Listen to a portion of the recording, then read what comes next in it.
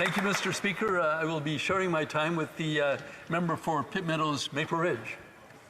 We're here today talking about Bill C-22, an act to reduce poverty and to support the financial security of persons with disabilities by establishing the Canada Disability Benefit. Now, I'm generally in favor of that and supportive of this draft legislation. We all want to see all Canadian citizens, regardless of their level of ability, to be able to participate fully in our economy and to be active participants in our society. To start off with, I want to give a big shout out to the many great organizations in my riding of Langley-Aldergrove that are doing the important work of helping people with disabilities. Organizations like Langley Possibilities Society, which focuses on people's abilities rather than their disabilities.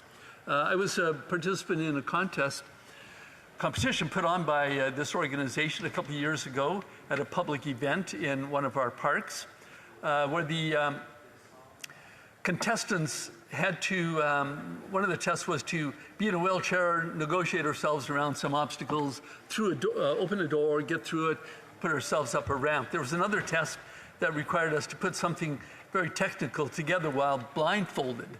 There was yet another test that I recall that required us to do a simple task like put butter on our toast with our dominant hand tied behind our back.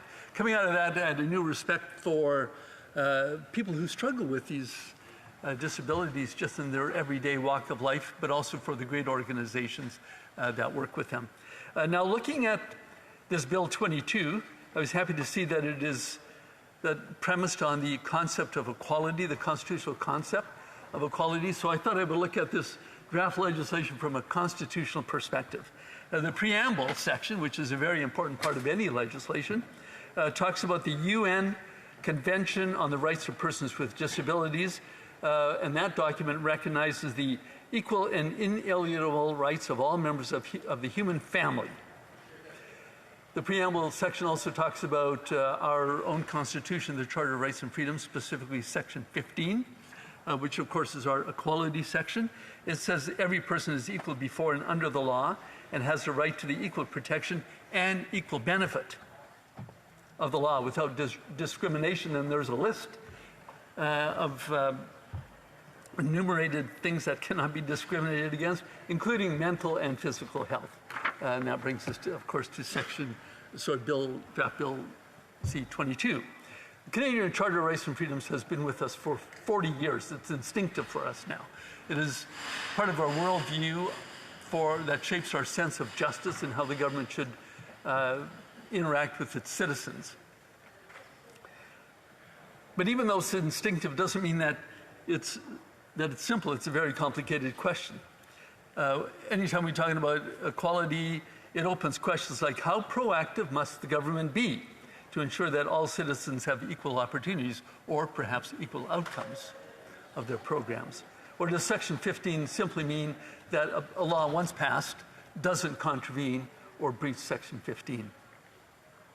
To underline the complexity of this principle, which hasn't just been invented recently, a Nobel Prize winning author from the late 19th century, early 20th century, Anatole France, put it this way, sarcastically, of course, and I quote, "The law in its majestic equality forbids rich and poor alike to sleep under bridges, to beg in the streets, and to steal their bread."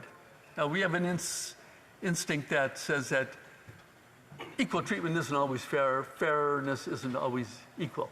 There was a British Columbia case that went all the way to the Supreme Court of Canada that really underlined that principle. A young woman, healthy, fully abled, wanted to work for the BC Forest Fire Service and passed all the requirements except for one. She failed the test under the Uniform Minimum Aerobic Standards for firefighters. She simply wasn't strong enough. Now, she challenged this under Section 15 of the Charter. The BC government argued, saying, no, it doesn't contravene 15 at all because it applies equally to men and women. Well, the Supreme Court of Canada saw through that and said, no, it has a disproportionate discriminatory effect on women.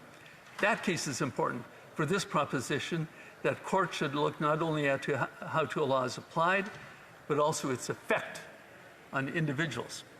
So, Mr. Speaker, with all of this background, I picked up Bill C-22 with a great deal of interest to see how it was going to tackle these complex legal questions. And the answer is it doesn't at all.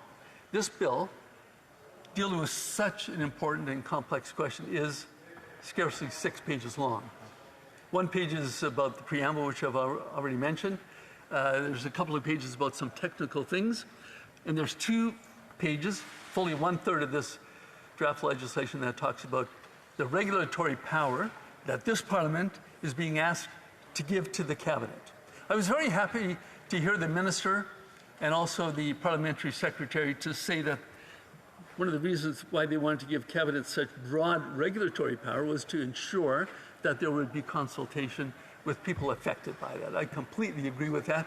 And I might just add, as a side note, that I was very happy to hear that my friend Stephanie Cadieux, formerly an MLA from my neighboring riding, has been appointed to this. I'm somewhat more optimistic that the government is now going to do a good job.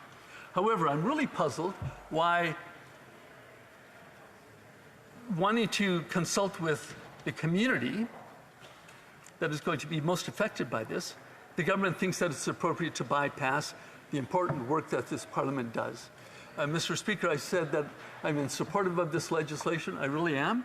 I will be voting in favor of it together with my colleagues to bring this to committee, voting on second reading. But coming out of committee, I would expect that these important questions are going to be answered. They've been raised by many of the previous speakers. Yeah. Questions like, how should we define disability? Who qualifies for the disability? How much is the disability benefit going to be in dollars and cents? What is this going to cost the government's coffers? And will there be means testing? Who gets to qualify? We want to help disabled people, but are we going to be helping rich people?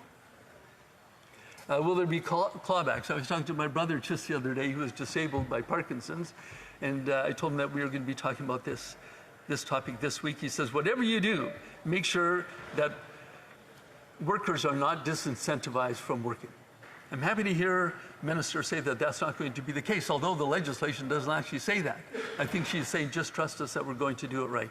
Mr. Speaker, Parliament has a very important function to review legislation. So far, it looks like what the government is asking for is a blank check to be able to do their work behind closed doors, and they're just saying, trust us to get it right. Mr. Speaker, we're going to be looking to the committee, having a thorough review of this legislation, and we're going to be looking for answers to these very important questions. I might just add to just this one more point, and that is that, like my province, every province, I'm sure, has some sort of a program to help disabled people. We're not hearing anything about how this program, the Canada Disability Benefit Program, is going to mesh with provincial jurisdictions and organizations. Is there going to be a whole new federal bureaucracy to manage this? Mr. Speaker, these are the questions that we need answers to. Thank you.